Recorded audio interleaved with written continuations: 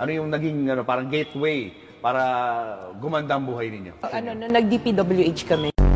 Gano'ng karaming kotse meron kayo? Parang personal use lang namin, nasa 30 plus na yata siya. 30 plus. 40. Nagagamit niyo ba lahat yan?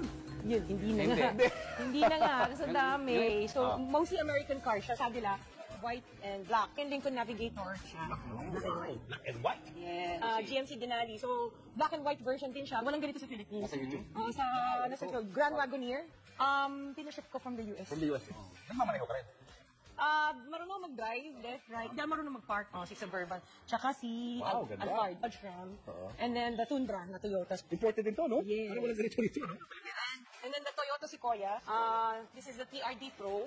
So more sports, tapos ito yung capstone, yung high-end niya. X5, tsaka yung F8 na Jaguar. Jaguar naman to. Yeah. Altera. Ano na to, hindi na nag-reproduce to. So Mercedes-Benz yan, GLS. It's one of the S-Class series ng Benz. And then the Volvo XC90. Ito yung gusto ko na dati na unang bilhin. Nung nabili na namin siya, hindi ko na ginagamit. This is one of the most expensive purchases na kotse noon.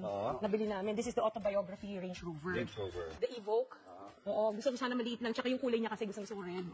And then, Defender. Nakita ko to sa Dubai. Nakita ko sa magazine. Sabi ko, gusto ko ng ganito. And then we have yung LM, yung Lexus. The higher end of, yes, the higher end of the Alphard. And of course, yung